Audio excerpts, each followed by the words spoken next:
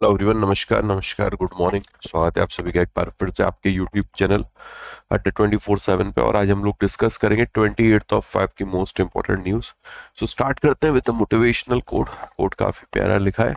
Success is nothing more than a few simple discipline practice every day. देखो, ये है कि आप लोग हमेशा रूटीन अपना बनाते हो, लिखते हो, बट फॉलो कितना करते हो। फॉलो करना मैटर करता है। और सिंपल सा फंडा है कि एक स्टूडेंट लाइफ में तो बहुत मैटर करता है मेरे भाई डिसिप्लिन। क्योंकि आप जिस एग्जाम की तैयारी कर रहे हो वो है कॉम्पिटिटिव एग्जाम, और वहां पर उम्र एक क्राइटेरिया है।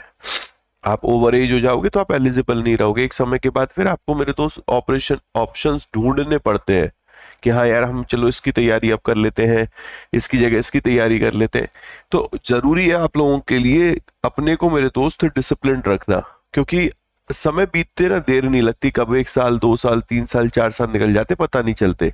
तो कोशिश करिए कि अगर आपने कोई एक बड़ा गोल सेट किया है, टारगेट सेट किया है, तो उसके लिए ना जितनी आप मेहनत करते हो उस मेहनत में एक शब्द और जोड़ दो, वो है मेरे दोस्त अनुशासन, डिसिप्लिन। अगर आपने एक 24 घंटे का निर्धारण किया है ना, निर्धारित किया है कि मैं इसको इस तरीके से इस्तेमाल करूंगा, इस तरीके से लेके चलूंगा, तो उस तरीके से लेके चलिए। बहुत बार क्या होता है, बहुत सारी चीजें हम नजरअंदाज कर देते हैं। अरे यार, एक दिन नहीं पढ़ेंगे तो क्या हो जाएगा, अरे यार 2 दिन नहीं पढ़ेंगे तो क्या हो जाएगा, 3 दिन। सारा खेल है मेरे दोस्त आदत का। विराट कोहली को आज भी आप देखिए और बात करिए उनसे, तो कहेंगे कि मैंने कुछ चीजों को लेकर इतना इतना अनुशासित हूं, इतना डिसिप्लिन हूं मेरे भाई, कि वो खासकर फूडिंग की बात करते हैं, खाने की बात करते हैं, जितना उन्होंने खुद को फिट रखा रखा है। तो आप देखेंगे कि उनके कुछ एक ऐसी चीजें होंगी, वो कहेंगे कि मैं एक चीज को बार बार खा सकता हूँ। वो मेरे लिए मेरे दोस्त अगर हेल्पफुल है और मेरे को उसका फायदा मिल रहा है तो मुझे उसे करने में दिक्कत क्या है। तो ये जो सक्सेस है ना, ये मेरे भाई कुछ फ्यू सिंपल, देखो मेहनत करनी है, मेहनत के बिना तो काम होगा नहीं। और मेहनत को अगर डिसिप्लिन के साथ किया जाए और हर दिन मेहनत की जाए तो क्यों नहीं परिणाम आएगा, आएगा दोस्त, आएगा आएगा आएगा। लेकिन ये समझना पड़ेगा, समझते कितने लोग हैं वो मैटर करता है। ओके, आप में से काफी बच्चों का एग्जाम हो गया होगा, उन सभी को ऑल द बेस्ट मेरे भाई। ठीक है, चीजें आप लोगों की पैक हो चुकी हैं, अब तो रिजल्ट का हमें इंतजार करना है। बट ये है कि अगर आपको लगता है कि यस मेरे अटेम्प्ट इतने रहे और मुझे मेंस के लिए जाना चाहिए, अगर आपको लगता है, किसी से मत पूछिए, आप जाइए मेरे भाई, अपनी तैयारी जोरों शोरों से शुरू कर दीजिए। ओके, सो जो पहली दफा जुड़े हैं वो बता देता हूँ। सबसे पहले हम लोग एमसीक्यूज करेंगे कल की न्यूज पर बेस्ड, और देन फिर बढ़ेंगे आज की इंपॉर्टेंट न्यूज की तरफ। ओके, तो स्टार्ट करते। पहला सवाल आपके सामने, which is related to KCC, Kisan credit card related ये एमसीक्यू है। इसका आंसर करिए बेटा।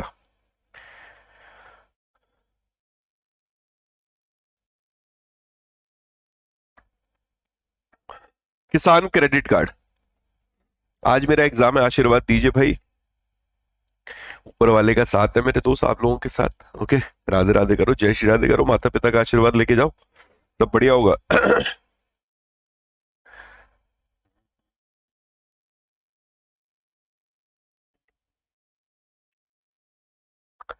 सो यह लिखा हुआ है कि दिसंबर 2024 तक जो ऑपरेटिव केसीसी है, किसान क्रेडिट कार्ड है, ऑपरेटिव किसान क्रेडिट कार्ड है, वो उसमें जो अमाउंट है वो 10 लाख करोड़ को क्रॉस कर गया है।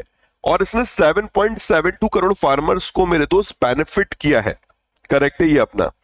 आगे लिखा हुआ है कि 2019 में, इन 2019, KCC scheme was extended to cover working capital requirement for allied activities like animal husbandry, dairy and fisheries। तो ये कहते हैं कि जो allied activity है, एनिमल हस्बेंड्री, डेयरी, फिशरीज, उनको भी कवर किया गया है इस केसीसी स्कीम के तहत। 2019 में इसको एक्सपेंड किया गया था, ये अपना करेक्ट है दोस्त। Under the modified interest subvention scheme, farmer receive short-term agricultural loan up to rupees 5 lakh at concessional interest rate of 7% per annum। क्या मॉडिफाइड इंटरेस्ट जो सबवेंशन स्कीम है, इसके तहत इंटरेस्ट जो सबवेंशन मिल रहा है, ठीक है, या फिर मेरे भाई जो कंसेशनल इंटरेस्ट रेट पर अमाउंट मिल रहा है वो कितना है, तो सर वो अभी के लिए तो 3 लाख रुपए है, अभी के लिए 3 लाख रुपए मेरे भाई। तो ये अपना इनकरेक्ट हो गया। बजट 2025 से 26 में, बजट 2000, एक सेकंड रुकना, मैं गलत तो भी सही हूँ।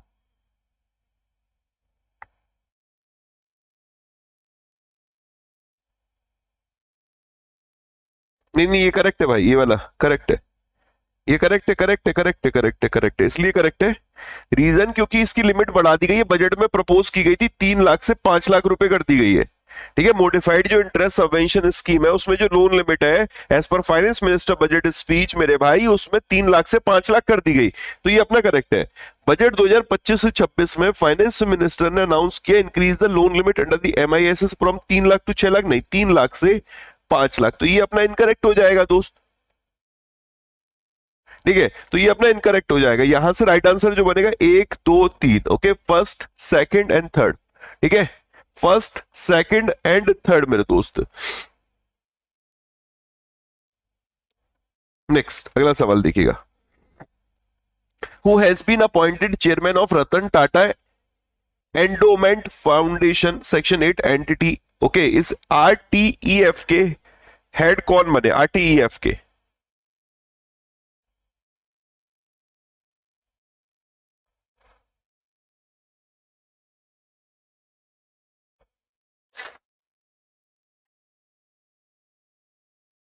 राइट आंसर बनेगा ऑप्शन नंबर 3 मेरे भाई, N Chandrasekaran. Okay, N Chandrasekaran.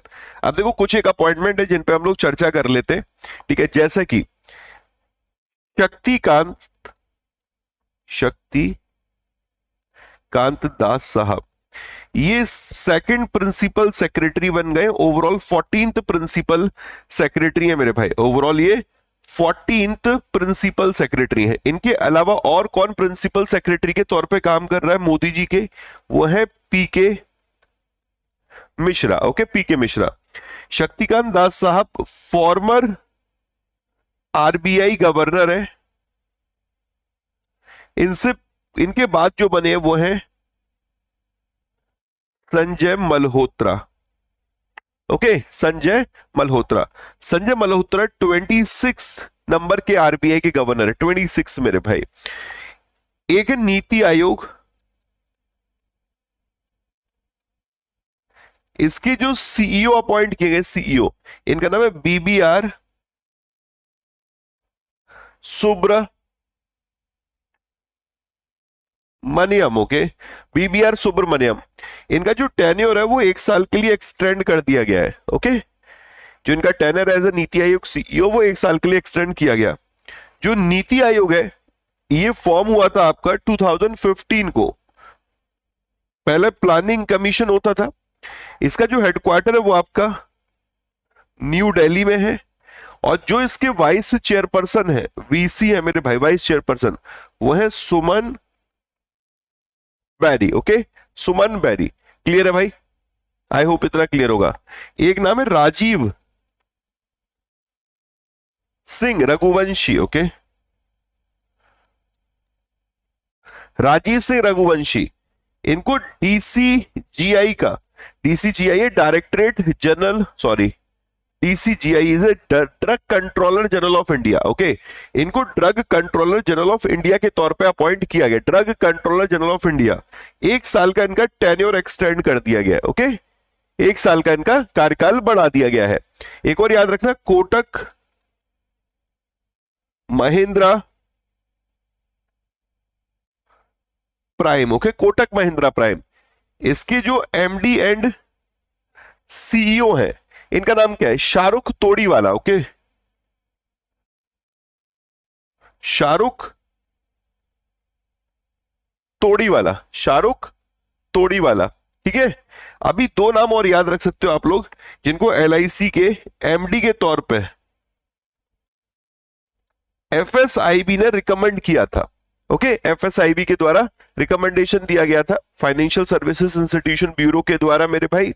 Okay, बाद में तो यह कि गवर्नमेंट फाइनलाइज करेगी, बट अभी जो MD है इनका नाम है दिनेश पंत और Ratnakar Patnaik. Okay,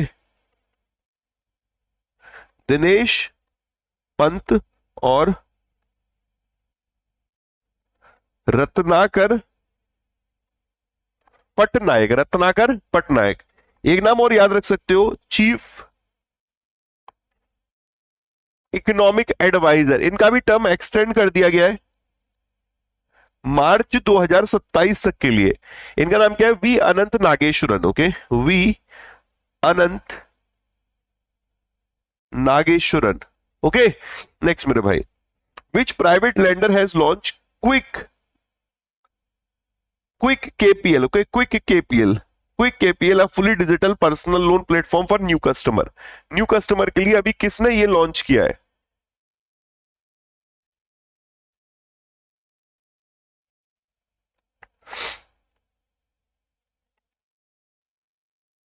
fully digital personal loan platform है। 10 मिनट में मेरे भाई बिना किसी डॉक्यूमेंट के अपलोड करे आपको अनसिक्योर्ड पर्सनल लोन मिल जाएगा। इसको account aggregator framework income tax portal के साथ इंटीग्रेट किया गया है। तो आंसर इज ऑप्शन नंबर 2 मेरे भाई, south Indian bank. Okay, south Indian bank. I hope clear होगा। अब एक और याद रख सकते हो आप, न्यू कोऑपरेटिव बैंक। ओके, इसके साथ क्या हुआ है अभी मेरे दोस्त, इसमें आपको पता होना चाहिए कि कुछ दिन पहले इसके ऊपर AID इंपोज किया गया था, ऑल इंक्लूसिव डायरेक्शन आरबीआई के द्वारा इंपोज किए गए थे। और इसमें ये कहा गया था कि आप पैसा जो विड्रॉ कर सकते हो, पहले तो मना ही कर दिया था कि आप विड्रॉल नहीं कर सकते हो, लेकिन अब इन्होंने क्या कहा है कि जो डिपॉजिटर है वो 25,000 रुपए तक विड्रॉ कर सकते हैं। ठीक है, 25,000 रुपए तक विड्रॉ कर सकते हैं। इसके जो एडमिनिस्ट्रेटर अपॉइंट किए गए वो है श्रीकांत। क्या नाम है मेरे भाई? श्रीकांत। ये नाम भी आप याद रख सकते हो। जो इस न्यू कोऑपरेटिव बैंक का COA है, कमिटी ऑफ एडवाइजर अपॉइंट किया गया है, उसको रिकॉन्स्टिट्यूट किया गया। रिकॉन्स्टिट्यूट जब किया गया तो दो के नाम तो बिल्कुल सेम है, रविंद्र रविंद्र रविंद्र, मतलब दो के नाम सेम है, तीन के नहीं। Ravindra Ravindra Anand, okay, Ravindra Sapra, okay, and Ravindra Tukaram, और ये आनंद गोलास। ओके, तो रविंद्र रविंद्र रविंद्र सॉरी रविंद्र रविंद्र आनंद, इनको अपॉइंट किया गया। एक और याद रख सकते हो, IndusInd bank. IndusInd bank को PGTI, जो professional golf tour of India है, उसने अपना ऑफिशियल बैंकिंग पार्टनर अपॉइंट किया है। क्या अपॉइंट किया मेरे भाई?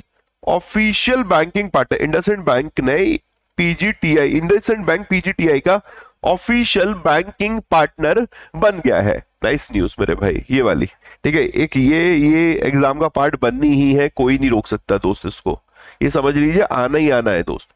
अब ये एक और है,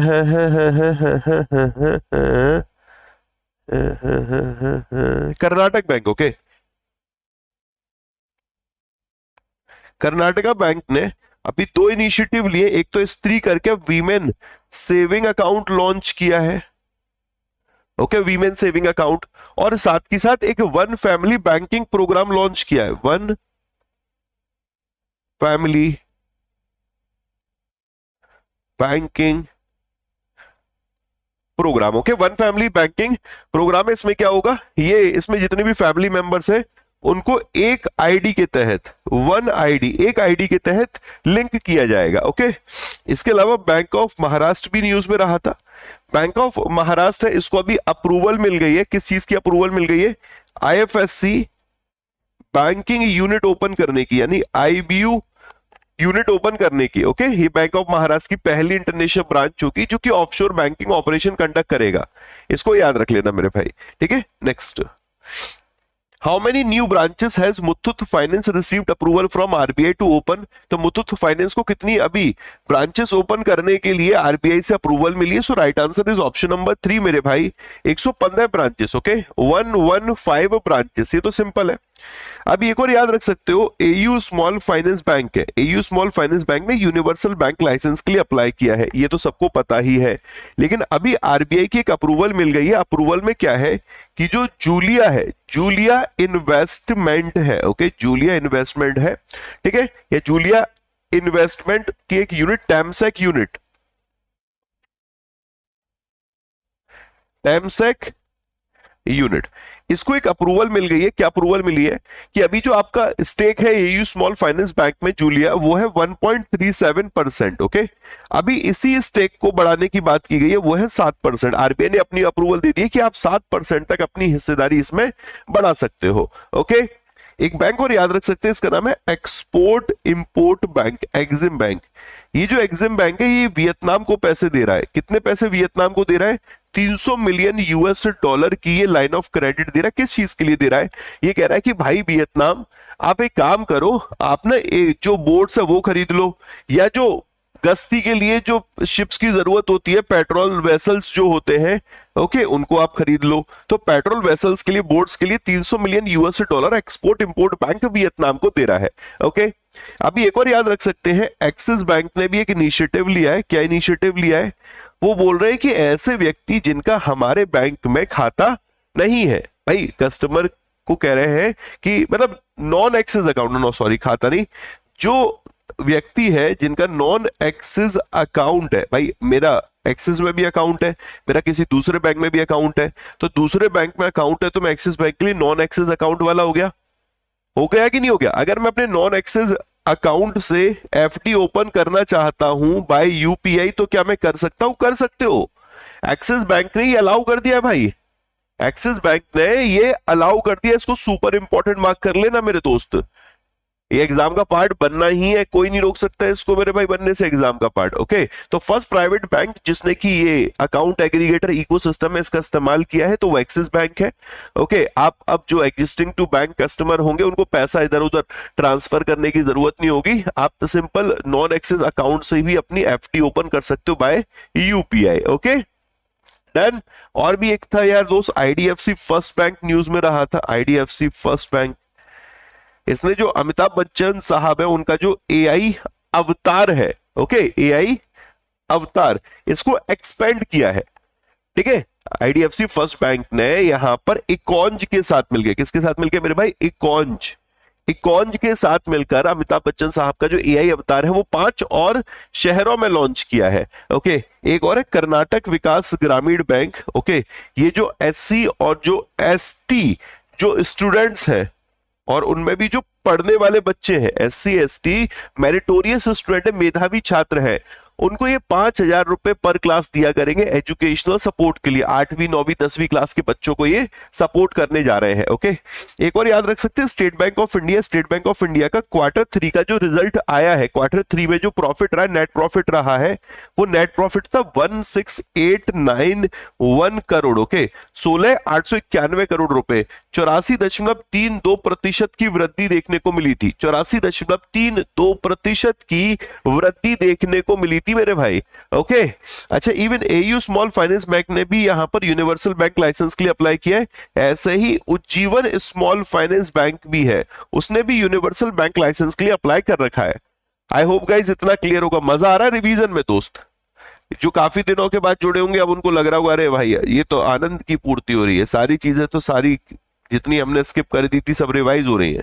हाँ, या स्किप कर दी थी या मेरे भाई स्किप नहीं भी की थी, जिन्होंने पढ़ ली थी उनके लिए रिवीजन है, जो नहीं पढ़े तो उनके लिए न्यूज है मेरे भाई। चलो आगे बढ़ते हैं, अगला सवाल देखते हैं।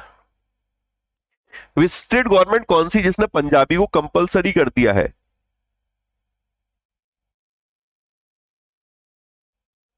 पंजाबी को कंपलसरी कर दिया मेरे भाई।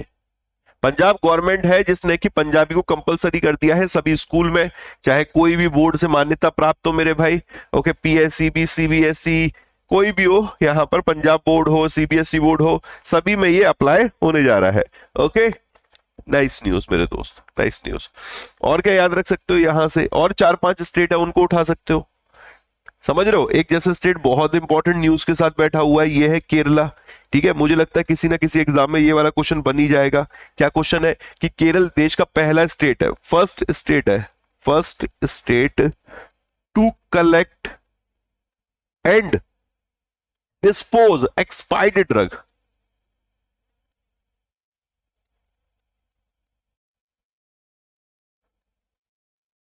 ओके, इवन केरल इंडिया का पहला स्टेट है जो कि एक्सपायर्ड ड्रग को डिस्पोज कर रहा है, कलेक्ट कर रहा है मेरे भाई। ओके, इवन एक और इंपॉर्टेंट पॉइंट इसमें यह है कि जिस इनिशिएटिव के तहत करा उस इनिशिएटिव का नाम है एन प्राउड। क्या नाम है मेरे भाई? N proud. एन का मतलब है न्यू, पी का मतलब है यहां पर प्रोग्राम, तो new program for removal of unused drug, new program for removal of unused drug, new program for removal of unused drug. Clear है गाइस? मजा आ रहा है, समझ में आ रहा है? ओके, कि केरल फर्स्ट स्टेट है, यहां पर फर्स्ट स्टेट है मेरे भाई। ओके, इसके अलावा एक और याद रख सकते हैं, एक स्टेट और न्यूज में रहा, वो है उत्तराखंड। उत्तराखंड, उत्तराखंड क्यों न्यूज में रहा था? रीजन था उसका उत्तराखंड का न्यूज में रहने का। उत्तराखंड ने भी जीका के साथ समझौता किया, जीका के साथ, JICK के साथ समझौता किया, किस चीज के लिए? टेक्निकल कोऑपरेशन के लिए। ओके, टेक्निकल कोऑपरेशन के लिए, बस इतना याद रखना, ठीक है, कि अभी हाल फिलहाल एक टेक्निकल कोऑपरेशन जो प्रोजेक्ट है, ठीक है, उसके लिए उत्तराखंड का जीका के बीच में समझौता रहा है। पर्पस वही है, horticulture development. Okay, horticulture development मेरे दोस्त। अभी मध्य प्रदेश न्यूज में रहा था, मध्य प्रदेश, ठीक है, किन कारणों से मध्य प्रदेश न्यूज में रहा है? तो मध्य प्रदेश न्यूज में रहा है, एक थी लाडली बहना योजना। इस लाडली बहना योजना का कौन सा इंस्टॉलमेंट रिलीज किया गया था? तो आंसर बनता है 21वां इंस्टॉलमेंट रिलीज किया गया था। इसमें 1250 रुपए पर मंथ दिए जाते हैं यहां पर वीमेन को, उनके हाउस होल्ड एक्सपेंसेस के लिए या फिर एजुकेशन सपोर्ट के लिए। अभी इसी मध्य प्रदेश ने एम्स दिल्ली के साथ भी समझौता किया है। एम्स दिल्ली, किस चीज के लिए एम्स दिल्ली के साथ समझौता किया था? ये कहते हैं कि जो मैटरनल मोर्टेलिटी रेट है या फिर जो इन्फेंट मोर्टेलिटी रेट है उसको हमें रिड्यूस करना है। तो maternal mortality rate, infant mortality rate को रिड्यूस करने के उद्देश्य से इन्होंने एम्स दिल्ली के साथ समझौता किया था। इवन मध्य प्रदेश में एक और एयरपोर्ट अब बन गया, इसका नाम है दतिया एयरपोर्ट, और दतिया एयरपोर्ट के लिए अभी DGCA, directorate general of civil aviation, उसने भी अप्रूव कर दिया, मतलब DGCA लाइसेंस मिल गया मध्य प्रदेश को 8वें पब्लिक एयरपोर्ट के लिए। इससे पहले रिसेंट में एक रीवा एयरपोर्ट भी था, ओके, और एक सतना एयरपोर्ट भी था। तो टोटल मिलाकर अगर अब हाल फिलहाल के देखें तो 3 है, ये हाल फिलहाल के Rewa airport, Satna airport, Datia airport, और टोटल मिलाकर यहां पर 8 एयरपोर्ट हो गए। अभी एक डांस फेस्टिवल रहा है जिसका 51st एडिशन रहा था, 51वां संस्करण रहा था, वो था मध्य प्रदेश का Khajuraho dance festival. Khajuraho dance festival, बात समझ में आ रही बेटा? खजुराहो डांस फेस्टिवल इंपॉर्टेंट है, ठीक है। एक और याद रख सकते हैं, अब देखो राज्यों की बात हो रही तो लपेट लेते हैं 2-4 न्यूज। अभी एक्सरसाइज का नाम है साइक्लोन। Okay, cyclone exercise. ये जो साइक्लोन एक्सरसाइज है ये कहां पर हुई है? सर ये राजस्थान में हुई है। ओके, ये एक्सरसाइज कहां हुई है? राजस्थान में हुई है। ये एक्सरसाइज इंडिया और इजिप्ट के बीच में है, इंडिया और इजिप्ट के बीच में। ओके, एक ज्वाइंट मिलिट्री एक्सरसाइज है, महाजन फील्ड फायरिंग रेंज में रही थी, महाजन फील्ड फायरिंग रेंज, राजस्थान में ये एक्सरसाइज रही थी। आई होप क्लियर होगा। इवन एक और एक्सरसाइज होती है भारत और इजिप्ट की, उसका नाम है होपेक्स। ओके, होपेक्स एक्सरसाइज और भारत की और इजिप्ट की रहती है मेरे दोस्त, भारत की और इजिप्ट की, ठीक है। नेक्स्ट, वो स्टेट कौन सा जिसने अभी नेशनल स्टॉक एक्सचेंज के साथ एक समझौता किया है, NSE के साथ एक समझौता किया है, ठीक है, स्टूडेंट स्किलिंग प्रोग्राम लॉन्च करने के लिए in banking, financial services and insurance sector, BFSI में स्टूडेंट स्किलिंग प्रोग्राम को लॉन्च करने के लिए NSE के साथ किसका समझौता रहा था? ठीक है, तो राइट आंसर बनेगा यहां पर option number 3, Assam. Okay, Assam. अब देखो एक और याद रख सकते हो, असम वैसे आज फिर से न्यूज में है। एक है Jhumar, okay, Jhumar dance festival, okay, belong to Assam. Assam ने मेरे भाई ये इवेंट होस्ट किया था, ओके, ये याद रख सकते हैं। इसके अलावा एक स्टेट और है, इसका नाम है महाराष्ट्र, ठीक है, महाराष्ट्र, ये भी न्यूज में रहा था, ठीक है। महाराष्ट्र कह रहा है कि हम इंडिया की पहली, देश की पहली फर्स्ट AI यूनिवर्सिटी, ओके, इसको लॉन्च करेंगे। Maharashtra will establish India's first artificial intelligence university. Okay, even Maharashtra ने एक और बहुत बड़ा इनिशिएटिव लिया था, उसने मराठी, जो मराठी नहीं है मेरे भाई, उसको कंपलसरी कर दिया है। मतलब महाराष्ट्र गवर्नमेंट ने क्लियरली बोल दिया है कि जितनी भी ऑफिशियल, ऑल ऑफिशियल जो डीलिंग होंगी, ओके, जो ऑल ऑफिशियल डीलिंग होंगी उनमें Marathi is compulsory, Marathi is mandatory मेरे भाई। ओके, गवर्नमेंट को, सेमी गवर्नमेंट को, लोकल बॉडीज, गवर्नमेंट कॉर्पोरेशन, ये एडेड ऑफिस, सब जगह अप्लाई होगा, सभी को मराठी बोलनी पड़ेगी मेरे भाई, मराठी। ओके, समझ रहे हो, है कि नहीं गजब मेरे दोस्त। इवन अभी उत्तर प्रदेश भी न्यूज में रहा था। देखो महाकुंभ तो कल्मिनेट हो गया, महाकुंभ का तो समापन हो गया है, वो तो एक बड़ा इवेंट है, उसके बारे में भी हम लोग चर्चा करेंगे। ओके, उसके ऊपर भी मैं आर्टिकल लाऊंगा। बट अभी एक इंपॉर्टेंट इवेंट रहा था, जैसे वर्ल्ड वेटलैंड डे है, world wetland day 2025, any idea किस दिन मनाते हैं? सर आप ही बताओ। 2 Feb को वर्ल्ड वेटलैंड डे मनाते हैं। 2025 वाला वर्ल्ड वेटलैंड डे 2 Feb को मनाया गया, लेकिन इसका इवेंट कहां हुआ था? वो उत्तर प्रदेश में हुआ था। उत्तर प्रदेश में भी गोंडा में हुआ था। कहां पर? गोंडा में। और गोंडा में भी एक पार्वती अर्गा रामसर साइट है मेरे भाई, वहां रहा था, पार्वती अर्गा रामसर साइट है, यहां पर वर्ल्ड वेटलैंड डे जो था वो सेलिब्रेट किया गया था। इस इवेंट को मेरे दोस्त ministry of environment forest climate change है उसके द्वारा ऑर्गेनाइज किया गया था। ठीक है, अभी हमने कुछ दिन पहले एक न्यूज पढ़ी थी कि वर्ल्ड वेटलैंड जो टोटल है हमारे देश में वो 89 हो गए।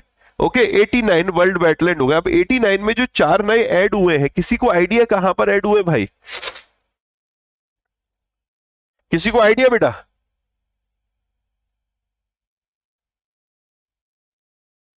वर्ल्ड वेटलैंड डे या सॉरी वर्ल्ड वेटलैंड की बात करें या यू गए रामसर साइट की बात करें, रामसर साइट में 4 नए ऐड हो गए। 4 नए जो ऐड हुए वो कहां पर ऐड हुए हैं? किसी को आइडिया बच्चों? जिस स्टेट में सबसे ज्यादा है वो स्टेट है तमिलनाडु। रामसर साइट की बात कर रहा हूं मैं, रामसर साइट 20 के साथ तमिलनाडु टॉप पे बैठा है। उत्तर प्रदेश 10 के साथ दूसरे नंबर पे बैठा हुआ है। जो टोटल एरिया हो चुका है इन 89 रामसर साइट का वो है 1.358 मिलियन हेक्टेयर मेरे भाई। Okay 1.358 million hectare. 2 तो तमिलनाडु में रही थी, एक सिक्किम में थी, एक झारखंड में थी। वो पहली झारखंड की पहली रामसर साइट है, सिक्किम की पहली रामसर साइट है भाई।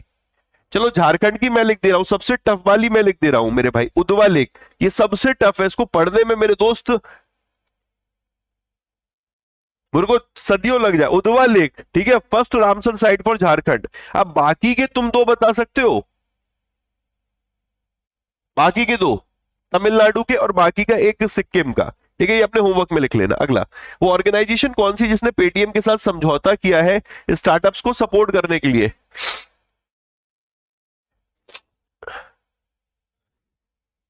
अच्छा एक सवाल है छोटा सा, देखो कितने बच्चे इसका आंसर दे पाएंगे। आईबीपीएस पीओ मेंस का क्वेश्चन था, पढ़ाया हुआ क्वेश्चन था। ठीक है, जैसे हम लोग बोल रहे हैं रामसर साइट की हमारे देश में टोटल, मतलब हमारे देश की टोटल साइट जिनको रामसर स्टेटस दिया गया वो 89 है। 85 हुआ करती थी, 4 और नहीं है तो टोटल मिलाकर यहां पर ये 89 बनता है। अब इन 89 में सबसे ज्यादा कहां पर है? तो वो आंसर है तमिलनाडु में 20 है। दूसरे नंबर पे अपना उत्तर प्रदेश है।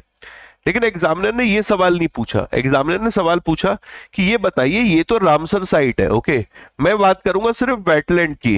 वेटलैंड, मैं रामसर वेटलैंड की बात नहीं कर रहा कि कौन, टोटल तो इतने सारे वेटलैंड हो गए। अब उन वेटलैंड में से रामसर वेटलैंड हमारे 89 हो गए। बात समझ में आ रही है? वेटलैंड बड़ा, रामसर वेटलैंड छोटा, मतलब वेटलैंड तो और भी है। ओके, तो वेटलैंड के मामले में, टोटल वेटलैंड के मामले में कौन सा स्टेट टॉपर? सबसे ज्यादा वेटलैंड मेरे भाई कहां पर है? सबसे ज्यादा, ये ढूंढना है आपको, ये अपना होमवर्क का पार्ट बनाओ और इसका जवाब ढूंढ के देना मेरे भाई। ठीक है, चलो नेक्स्ट, ये आंसर बनेगा DPIT, department for promotion of industry and internal trade. ये डीपीआईटी आपका कॉमर्स एंड इंडस्ट्री मिनिस्ट्री के अंतर्गत आता है और यही आपका डब्ल्यूपीआई का डेटा जारी करता है। और जो कोर सेक्टर का जो डेटा है मेरे भाई वो यही जारी करता है। ओके, डब्ल्यूपीआई का भी और कोर सेक्टर का डेटा भी यही जारी करता है। क्लियर बेटा? डीपीआईटी, आई होप मेरे भाई क्लियर होगा। ओके, अच्छा एक छोटा सवाल पूछूं, टोटल कोर सेक्टर कितने हैं? तो आंसर बनता है 8। कौन कौन से कोर सेक्टर है? कुछ मैं लिख देता हूं, कॉइल, ठीक है, क्रूड ऑयल, सीमेंट। जो सबसे टफ वाले हैं ना वो 3 वो है, ये मुझे याद ही नहीं रहते है ना। एग्जामिनर पगला गया बेटा, एग्जामिनर नहीं पगला गया, एग्जामिनर इज वेरी स्मार्ट। ये न्यूज में रहा था, अगर पुराना वेटलैंड पर खोल के देखोगे मेरे भाई न्यूज, तो मैंने उसमें कवर किया था, तो मुझे बड़ा लकीली मैंने कवर किया था मेरे भाई, लकीली बोलूंगा। ठीक है, और ये आ गया था, समझ रहे हो? तो अच्छी चीज ये है कि चलो एक और तरीके की न्यूज हमें पता चल गई थी कि वेटलैंड से ऐसे क्वेश्चन भी बन सकते हैं। Coil, crude oil, cement, electricity, okay, natural gas, refinery product, okay, और स्टील। और कोई बचा मेरे भाई? फर्टिलाइजर। ओके, तो coil, crude oil, cement, electricity हो गया, नेचुरल गैस हो गया, ओके, रिफाइनरी प्रोडक्ट हो गया, यहां पर स्टील हो गया, फर्टिलाइजर हो गया। ओके, ये 8 सेक्टर के नाम याद रखना। 97 अकेडमी अवार्ड 2025 कौन होस्ट करने जा रहा है? तो कॉनिन ओब्रायन। ओके, कॉनिन ओब्रायन इसको होस्ट करेंगे, कॉनिन ओब्रायन। चलिए बहुत बढ़िया। अगला सवाल, करंट प्रेसिडेंट कौन है यूरोपियन कमीशन के, जो अभी इंडिया विजिट पर आई है? Ursula von der Leyen. Okay, Ursula von der Leyen मेरे भाई, Ursula von der Leyen. Okay, next, कौन सी कंट्री है जिसने अभी ब्लू वीजा सिस्टम लॉन्च किया है? ब्लू वीजा सिस्टम किसके द्वारा लॉन्च किया गया? Blue visa. अभी एक देश और न्यूज में रहा था दोस्त, नाइजर। नाइजर, बड़े रीजन की वजह से न्यूज में रहा था। डब्ल्यूएचओ ने, वर्ल्ड हेल्थ ऑर्गेनाइजेशन ने ये इसको रिकॉग्नाइज किया है कि इसने एक बीमारी है उसको एलिमिनेट कर दिया है। ठीक है, रिवर ब्लाइंडनेस को एलिमिनेट किया है। क्या नाम है उसका, मुझे सिर्फ बीमारी का नाम ढूंढ के बताना मेरे भाई। फर्स्ट अफ्रीकन कंट्री है जिसने कि रिवर ब्लाइंडनेस को मेरे दोस्त एलिमिनेट किया। डब्ल्यूएचओ ने इसको, नाइजर को रिकॉग्नाइज किया है। ये अपने होमवर्क में लिखना। ओके, यहां आंसर बनेगा बेटा, ये आंसर गलत है। Option number 3 is right answer. Okay, UAE, संयुक्त अरब अमीरात, यूएई मेरे भाई, यूएई। कौन सी कंट्री की वॉरशिप है जो अभी भारत में गुडविल और ट्रेनिंग विजिट पे मुंबई आई है? ओके, तो ये इसका नाम है बौशहर और एक लवान। ओके, तो ये दोस्त दोनों ईरान की, ईरान की। ठीक है, NASM-SR naval anti ship missile short range, उसके कॉन्टेक्स्ट में निम्न में से कौन सा ट्रू है?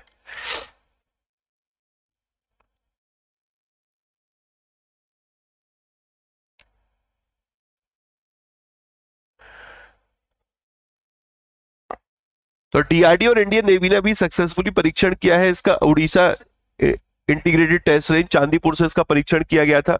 हाँ जी, ठीक है, ठीक है। इंडियन नेवल जो सी किंग हेलीकॉप्टर है उससे इसका इसे इसे लॉन्च किया गया था। हाँ जी, ये भी अपना करेक्ट है मेरे भाई। ओके, इसको डेवलप किया डीआरडीओ के डिफरेंट डिफरेंट लैब के द्वारा, जिसमें कि रिसर्च सेंटर इमारत भी है और जिसमें डीआरडीएल भी है। ओके, डीआरडीएल मतलब डिफेंस रिसर्च डेवलपमेंट लेबोरेटरी, तो ये भी अपना करेक्ट है। NASM-SR इंडिया का पहला स्वदेशी developed air launch anti ship missile है। तो ये तो सारे करेक्ट हो गए। डी अपना राइट आंसर बनेगा मेरे भाई, डी अपना राइट आंसर बनेगा। ओके, अगला देखिएगा। ठीक है, इंडियन आर्मी का जो प्रोक्यूरमेंट है CBRN डिफेंस इक्विपमेंट को लेकर, उसके कॉन्टेक्स्ट में निम्न में से कौन सा करेक्ट है? ओके, इंडियन आर्मी ने एक डील की थी LNT के साथ, CBRN डिफेंस इक्विपमेंट है उनको खरीदने के लिए। ओके,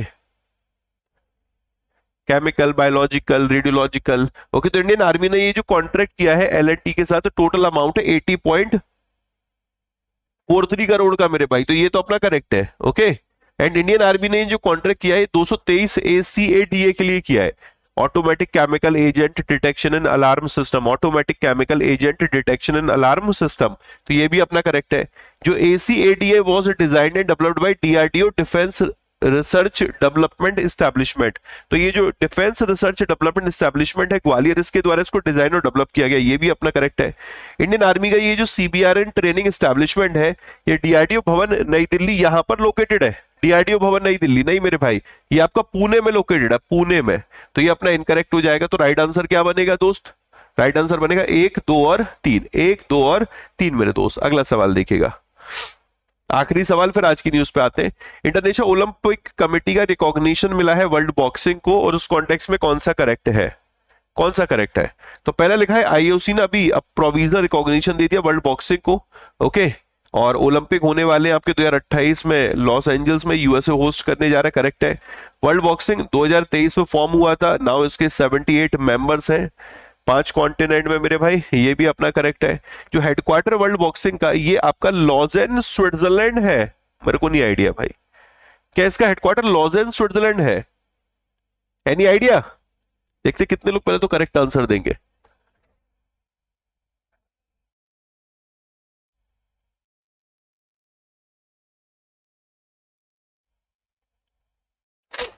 कल मैंने यही होमवर्क में पूछा था। रेनेंस है ना, रेनेंस, स्विट्जरलैंड रेनेंस मेरे भाई।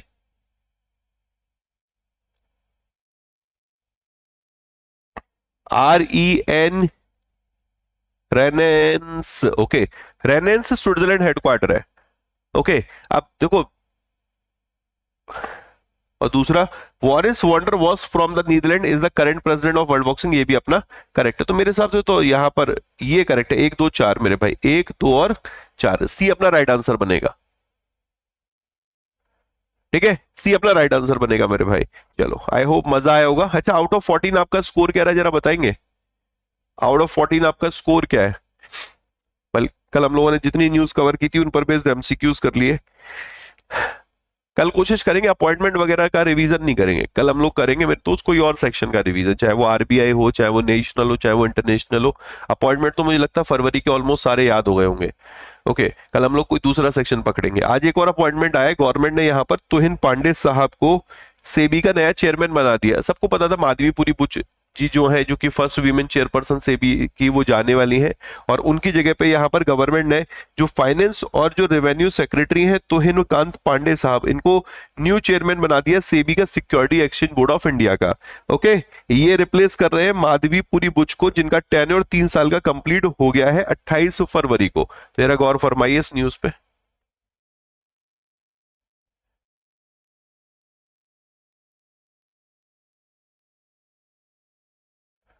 ठीक है, अब ये जो अपॉइंट हुए 3 सालों के लिए अपॉइंट हुए, 3 सालों के लिए मेरे भाई, 3 सालों के लिए इनको यहां पर अपॉइंट किया गया है। ओके, फिर से पढ़ लेते हैं। फाइनेंस एंड रेवेन्यू सेक्रेटरी तुहिन कांत पांडे साहब अब सेबी के नए चेयरमैन बन गए। Okay fine. इन्होंने माधवीपुरी बुच हैं उनको रिप्लेस किया, जिनका 3 साल का टेन्योर आज कंप्लीट हो रहा है। जो तुहिन कांत पांडे साहब है, इनका जो कार्यकाल होगा वो 3 साल का रहने वाला है, 3 साल का इनका कार्यकाल रहेगा। ओके, चलो आगे। ये राम मोहन साहब, इन्होंने एक उड़ान यात्री कैफे है इसको इनॉग्रेट किया है, उड़ान यात्री कैफे।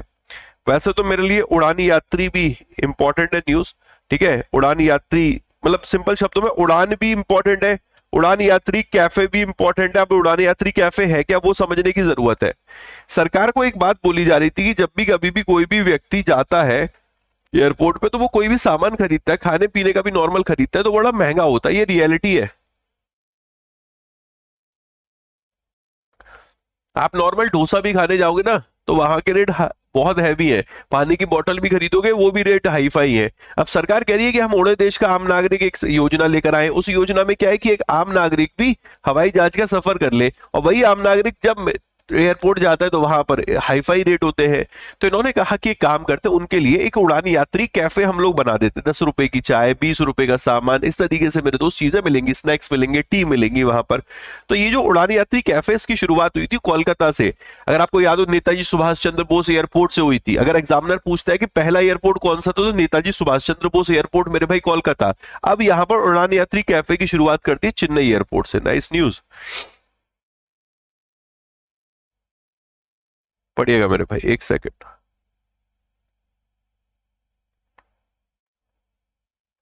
चलिए आगे बढ़ते हैं। तो इनका नाम है मेरे दोस्त सिविल एविएशन मिनिस्टर, नागरिक उड्डयन मंत्री है राम मोहन नायडू साहब। इनके द्वारा उड़ान यात्री कैफे को चेन्नई इंटरनेशनल एयरपोर्ट यहां से इनॉग्रेट किया गया था। धीरे धीरे सभी देश के एयरपोर्ट तक इसको पहुंचाया जाएगा। ये पहला सच कैफे है जो कि, अच्छा, first such cafe inaugurated in Kolkata airport, दिसंबर में वो इनॉग्रेट किया गया था। Okay done.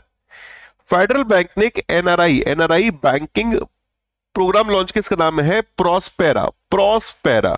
ओके, ये new NRE saving account variant है। Okay, NRE, okay, new NRE एक सेविंग अकाउंट वेरिएंट है। नाइस। अब होगा क्या, इसको समझना है। इसमें लिखा है कि जो प्रॉस्पेरा एनआरई सेविंग अकाउंट है, इसमें आपको काफी बेनिफिट मिलते हैं। ठीक है, अब कैसे बेनिफिट मिलते हैं, तो कहते हैं कि 60 लाख रुपए तक आपको कॉम्प्लीमेंट्री इंश्योरेंस बेनिफिट मिलेगा।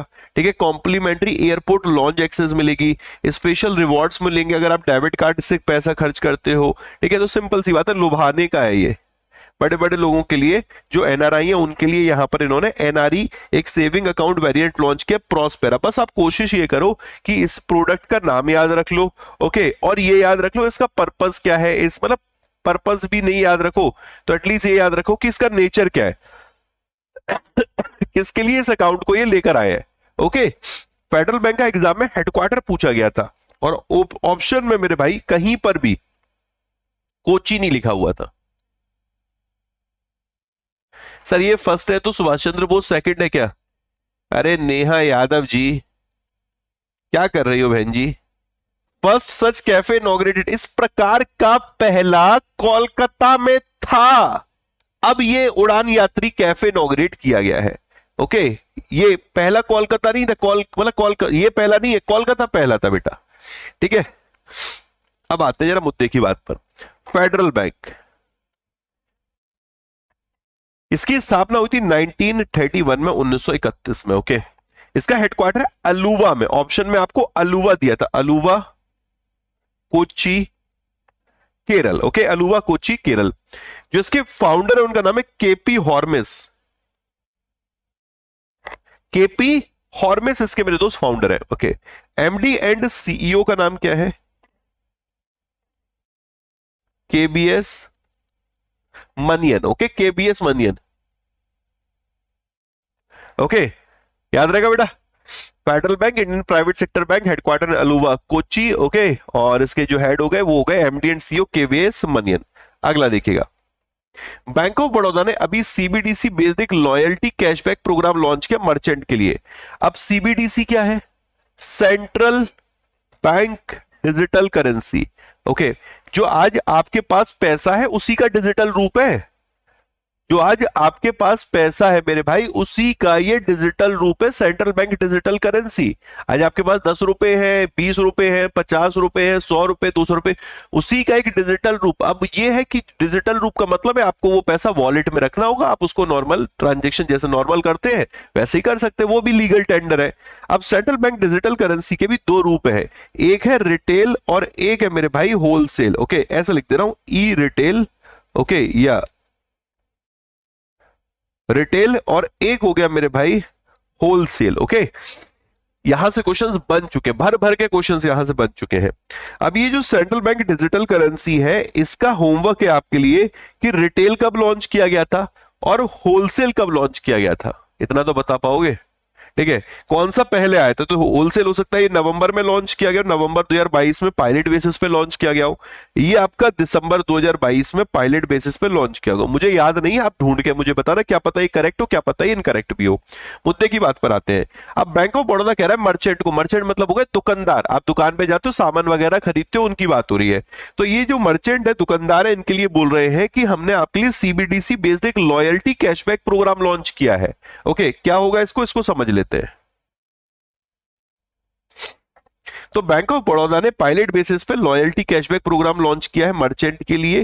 ठीक है, प्रोग्रामेबिलिटी बेस्ड होगा। ठीक है, सेंट्रल बैंक डिजिटल करेंसी पर बेस्ड है ये। ओके, फंक्शनैलिटी में क्या होगा कि जो स्मॉल और मीडियम मर्चेंट होंगे, छोटे छोटे जो दुकानदार होंगे, वो खुद का इंडिपेंडेंटली डिजाइन कर पाएंगे, ठीक है, लॉन्च कर पाएंगे लॉयल्टी कैशबैक प्रोग्राम अपने कस्टमर्स के लिए।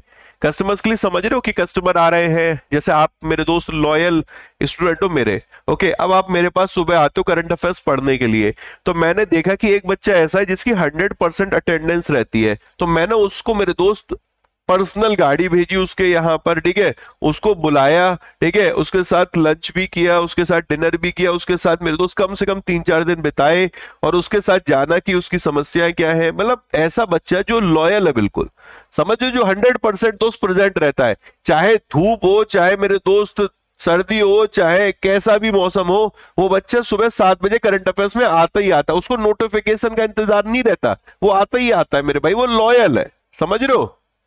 समझ रहे? लॉयल है मेरे भाई, लॉयल है, बिल्कुल बिल्कुल लॉयल है, ईमानदार है मेरे भाई, बेवफा नहीं है कि 2 दिन आए फिर 2 दिन चले गए, फिर 3 दिन आए फिर 2 दिन चले गए, नहीं, जो लॉयल है उनकी बात कर रहा हूं मेरे भाई, समझ रहे हो ना? लॉयल की बात कर रहा हूं, लॉयल की। तो आप में से कितने लॉयल है जरा कमेंट सेक्शन में बताना। ठीक है, तो यहां पर भी क्या कह रहे हैं कि जो ये स्मॉल और मीडियम मर्चेंट है, ये स्वतंत्र रूप से डिजाइन कर पाएंगे, लॉन्च कर पाएंगे लॉयल्टी कैशबैक प्रोग्राम अपने कस्टमर्स के लिए। ओके, आई होप इतना क्लियर होगा बेटा।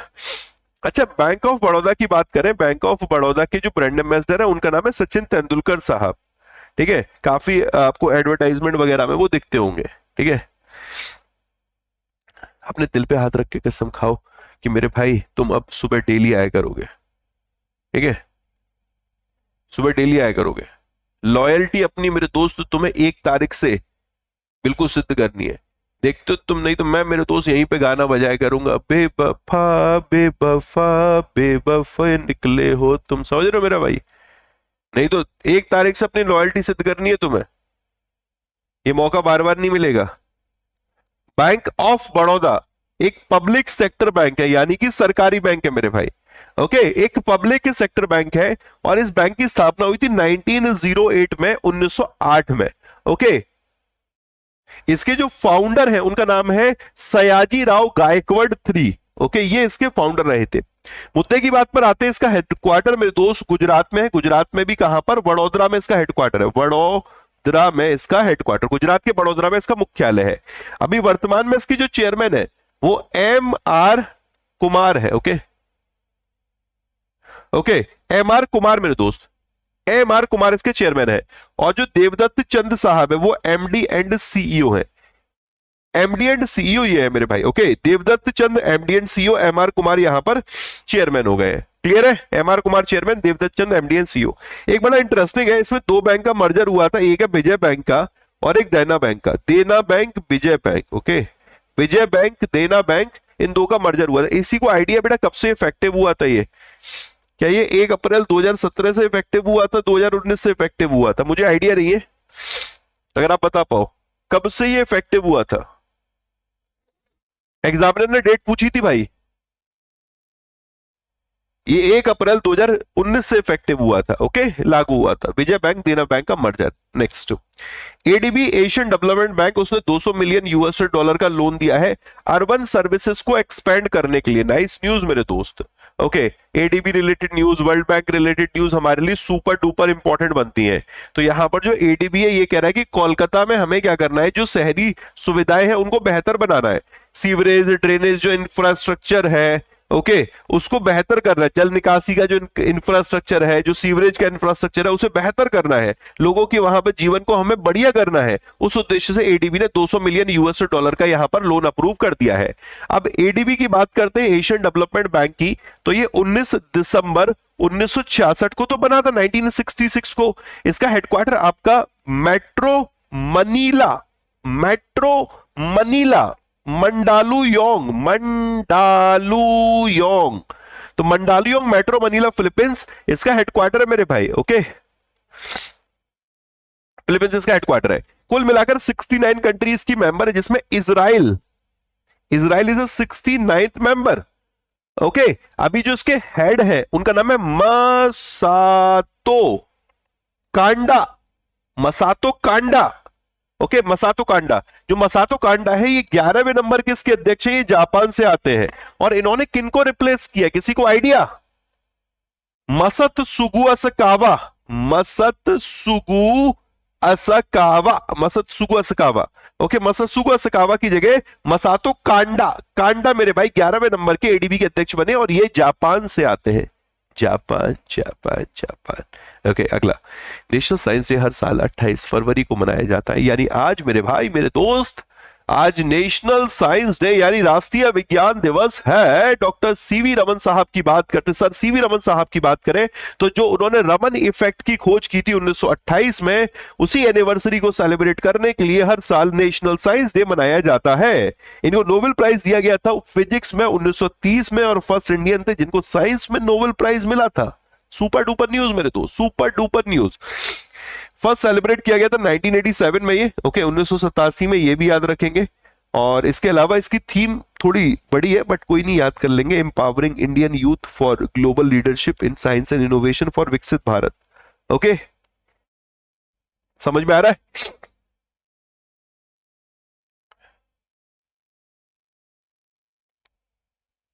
चलिए, बहुत बढ़िया। अभी एक वर्ल्ड इंटरफेथ हार्मोनी वीक रहा था 1 से 7 फरवरी। ओके, 2 तारीख को वर्ल्ड वेटलैंड डे रहा था, 2 फरवरी को। ओके, वर्ल्ड वेटलैंड डे मेरे भाई। वर्ल्ड कैंसर डे ये 4 फरवरी को रहता है, 4th of Feb world cancer day. Okay, ये 2nd of Feb, या फेब ऊपर लिख दे रहा हूं, तो 2nd Feb को वर्ल्ड वेटलैंड डे हो गया। ओके, 4 को वर्ल्ड कैंसर डे हो गया, कहीं गलत हो तो करेक्ट कर देना। वर्ल्ड इंटरफेथ हार्मोनी वीक 1 से 7 फरवरी हो गया मेरे भाई। ठीक है, international day of human fraternity ये भी आपका 4 फरवरी को रहता है। Okay, international day of zero tolerance to female genital mutilation, महिला जननांग विकृति के विरुद्ध अंतरराष्ट्रीय दिवस मेरे भाई, ये 6 फरवरी को आता है। ठीक है, 6 फरवरी को आता है मेरे भाई। और कौन सा रहता है? 10 फरवरी, 10th Feb, 10th को कौन सा आता है? 10th Feb को वर्ल्ड पल्सेस डे आता है, वर्ल्ड पल्सेस डे।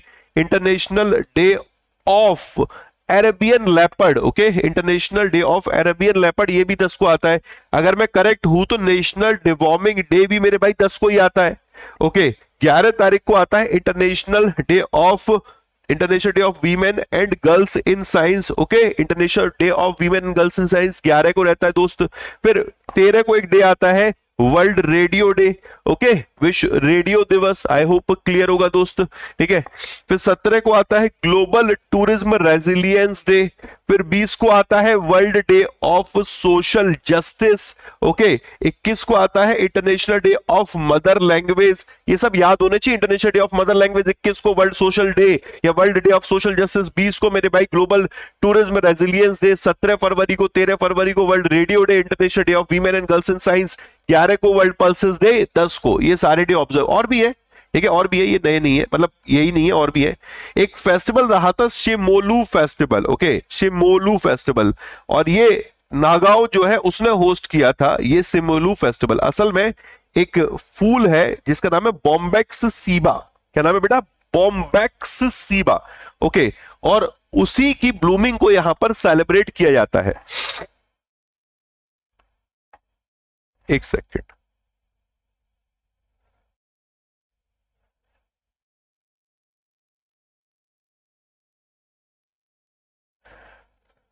ओके, तो सेकंड सिमोलू फेस्टिवल रहा था, ये आपका कंडक्ट हुआ था बारुंगुबुरी में, ओके, बारुंगुरी, बारुंगुरी, ओके, बारुंगुरी, बारुंगुरी असम, असम याद रख लोगे उससे भी अपना काम चल जाएगा, लाओ खोबा बारुंगुरी असम में ये रहा था। तो जो बॉम्बे सीवा बेसिकली उसको कॉटन ट्री भी कहा जाता है, ठीक है, इसे मालाबार सिल्क कॉटन ट्री भी कहते हैं, रेड सिल्क कॉटन भी बोलते हैं इसको, मतलब काफी नाम है, आप बस इतना याद रखिए बॉम्बे सीवा, ओके। मजा आ रहा है मेरे दोस्त, चलिए।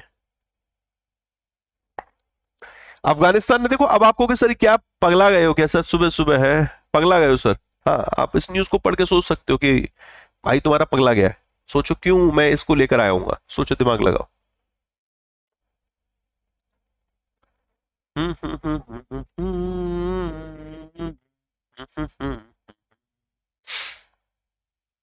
बताइए इसको मैं क्यों लेकर, इस न्यूज को लेकर आने के पीछे का तर्क क्या है। अभी तो इंडिया आईसीसी चैंपियन ट्रॉफी जीता नहीं, जिस दिन जीतेगा मेरे भाई उस दिन तो मैं डिटेल में पढ़ाऊंगा, ठीक है, लेकिन क्यों मैं इस न्यूज को लेकर आया इसके ऊपर दिमाग लगाइए। असल में जो वर्ल्ड कप हुआ था ना, वर्ल्ड कप 2023 वाला, भारत जीतते जीतते रह गया था मेरे भाई, ठीक है, उसमें जो पलटवार हुए थे ना उससे एग्जाम में क्वेश्चन बना था, सच में क्वेश्चन बना था मेरे भाई, आप पेपर उठा के देखना उस टाइम का, देन यू विल रियलाइज मेरे दोस्त कि ऐसे क्वेश्चंस तो और भी बन सकते हैं, ठीक है। अब आप आगे आगे जब उसको ढूंढोगे मिलेगा तो आप रियलाइज करोगे कि ऐसे क्वेश्चन और भी बन सकते हैं, हमें ऑलरेडी रियलाइजेशन हो चुका है। तो ये अफगानिस्तान ने इंग्लैंड को हराया, एक ही तो पलटवार देखने को मिला है, ठीक है। अब लास्ट एक ऑस्ट्रेलिया और अफगानिस्तान का मैच है, देखो उसमें क्या होता है, तो ऑस्ट्रेलिया ने इंग्लैंड को हराकर 8 रन से उसको एलिमिनेट कर दिया आईसीसी चैंपियन ट्रॉफी से। आईसीसी चैंपियन ट्रॉफी जो है, मेंस चैंपियनशिप ट्रॉफी जो है, ये पाकिस्तान होस्ट कर रहा है, लाहौर में मैच रहा था, अफगानिस्तान ने इंग्लैंड को हराकर गद्दाफी स्टेडियम में मेरे भाई ये टाटा बाय बाय कर दिया था, ओके डन। सिर्फ इसका नाम याद रख लो सर, खुशी की ऑस्ट्रेलिया, मैं कह रहा हूं ऑस्ट्रेलिया आए सेमीफाइनल में और भारत उसको लपेटे, हाँ, मजा तो तब आएगा मेरे दोस्त जब ऑस्ट्रेलिया की शकल उतरी हुई होगी। बस दिक्कत की बात यह है कि जब वो सेमीफाइनल और फाइनल पहुंच जाता है तो उसका खेलने का तरीका बदल जाता है, ठीक है। पहुंचना चाहिए ऑस्ट्रेलिया ही, पहुंचेगा ऑस्ट्रेलिया ही मेरे भाई, जो आपको भी पता है, और भारत उसको जब मेरे दोस्त, समझ रहे हो ना, बहुत बहुत बहुत बहुत अंदर भरा हुआ है। वो जो वर्ल्ड कप फाइनल रहा है ना, उसको शायद ना आप भूले होंगे ना ही हम भूले होंगे मेरे भाई, ठीक है। रोहित शर्मा की बैटिंग क्या बेहतरीन चल रही थी, लग रहा था कि कुछ तो होगा आज, कुछ तो होगा, लेकिन भाई चटर पटर सब बेकार हो गया था। वो छोड़ो क्या हुआ, अब आगे अपने पास सुनहरा भविष्य है, मजा आ जाएगा मेरे भाई, मजा आ जाएगा। भारत लपेटेगा ऑस्ट्रेलिया को, आनंद तभी आएगा मेरे भाई। हे प्रभु, जय श्री राधे प्रभु, प्रभु राधे राधे सुन लो। मजा आ जाएगा। नासा ने एक सैटेलाइट लॉन्च करी on mission, okay, NASA launches satellite on mission to detect water on the moon. अब देखो यार, ये कोई नई बात नहीं है, ये कह रहे हैं कि हमें मून पर वाटर डिटेक्ट करना है और उसके लिए हमने एक सैटेलाइट लॉन्च कर दी है, ओके। चलो समझ लेते, मिशन का नाम समझ लेते, सारी चीजें समझ लेते, न्यूज बढ़िया है, ठीक है। जरा देखिएगा, NASA satellite was launch into space from Florida, Florida से इसको लॉन्च किया गया है, ओके, ये पॉइंट क्लियर है। पर्पस क्या है, वाटर को इनको आइडेंटिफाई करना है, ओके, मून सरफेस पर, चलो, स्पेस एक्स ने इसको लॉन्च किया था। स्पेस एक्स के फाल्कन 9 रॉकेट है, उससे यहाँ पर लॉन्च किया गया था इस सैटेलाइट को कैनेडी स्पेस सेंटर से, कैप कैनेवरल से। नासा का जो लूनार ट्रेल ब्लेजर ऑर्बिटर है उसको ये लेकर गया है। ओके, ये जो स्पेस क्राफ्ट है इसको लॉकहीड मार्टिन का जो स्पेस डिवीजन है उसके द्वारा बनाया गया है। ठीक है, देखो पर्पस तो क्लियर हो गया, उसके बाद सिर्फ नाम पढ़ने हैं। ठीक है, सैटेलाइट ये सेकेंडरी पेलोड है इस रॉकेट के साथ। प्राइमरी जो पेलोड है वो लूनार लैंडर है मेरे दोस्त। ठीक है, ये जरूर याद रख लेना। ठीक है, प्राथमिक मतलब इसमें दो यहाँ पर पेलोड है, जिसमें कि पहला जो प्राइमरी पेलोड है वो एक लूनर लैंडर है, और सेकंड जो पेलोड है सेकेंडरी पेलोड वो यहाँ पर सैटेलाइट है। ठीक है, और ये किसके नेतृत्व में है, तो ये जो इंट्यूटिव मशीन है उसके नेतृत्व में यहाँ पर ये जो लैंडर मिशन है, ठीक है, इसको रखा गया है। तो नाइस न्यूज, गजब न्यूज मेरे भाई, एग्जाम का पार्ट बनेगी, 200% बनेगी। अब ये यहाँ पर दे रहा है लूनर ट्रेल ब्लेजर का मेरे दोस्त वेट कितना है, लगभग 440 पाउंड इसका वेट है। ठीक है, कितना ये चौड़ा है, इसकी चौड़ाई लगभग 11.5 फीट है। ठीक है, तो बेसिक बात है। Arjun Subramaniam, okay, shooting straight a military biography of lieutenant general Rustom K Nanavati. Okay,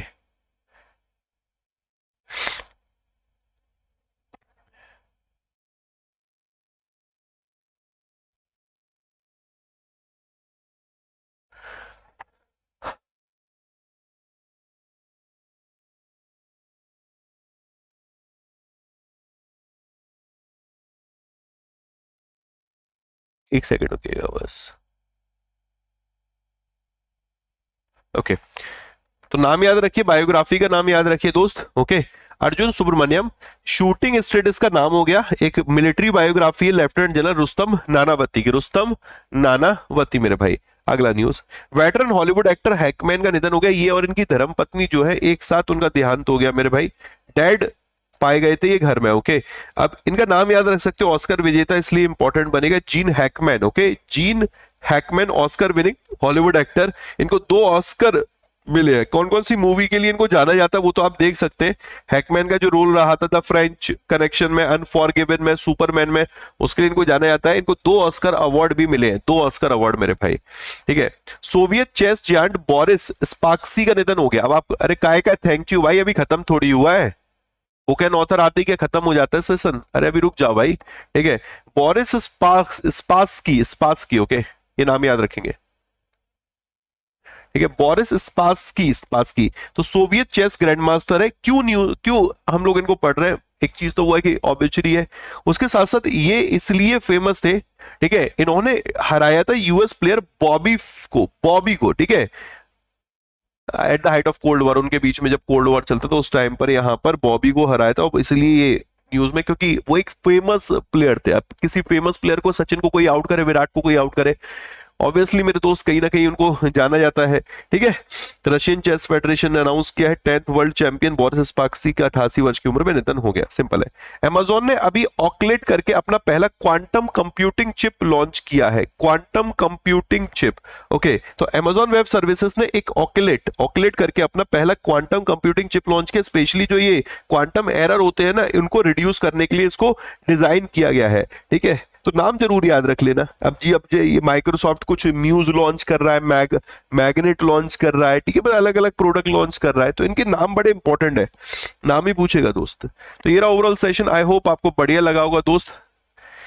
और जो बच्चे एसबीआई क्लर्क मेंस के लिए जा रहे हैं उनको क्लियर बता दूं, आप लोगों के पास वॉरियर प्रो बैच होना चाहिए। वॉरियर प्रो बैच से आप फाइनेंशियल अवेयरनेस की क्लासेस, बैंकिंग अवेयरनेस की क्लासेस यहां से कवर कर सकते हैं। इवन जो आरआरबी को टारगेट कर रहे हैं, फाउंडेशन बैच आप इसको कवर करिए। मंथली करंट अफेयर्स क्लासेस यहां पर चल रही है मेरे भाई, इनको कवर करिए। वॉरियर प्रो बैच में आपको मेन्स स्पेशल बैच भी मार्च में देखने को मिलेगा। इसके प्राइस है आपके 1420, वैसे 1562 होता है। आज मंथ एंड है तो आप जाकर इसको एनरोल कर सकते हैं। बजाय 12 महीने के आपको 24 महीने वैलिडिटी मिल रही है, आप कोड यूज कर सकते हैं Y168। ओके, इवन बैंक महापैक के ऊपर भी आप लोगों के लिए डिस्काउंट है। बैंक महापैक उनके लिए जो बैंक और इंश्योरेंस के लिए जा रहे हैं, जो बैंक इंश्योरेंस के साथ रेगुलेटरी बॉडी के लिए जा रहे हैं उनके लिए बैंक महापैक प्लस है। जो बैंक महापैक लेना चाहते, साथ में प्रिंटेड बुक भी लेना चाहते, तो अलग से प्रिंटेड बुक मत लेना, बैंक महापैक सिलेक्शन बॉक्स लेना। अलग से प्रिंटेड बुक लोगे, बैंक महापैक लोगे, एक्सपेंसिव पड़ेगा। बैंक महापैक सिलेक्शन बॉक्स में आपको बैंक महापैक और प्रिंटेड बुक दोनों मिल जाएगी।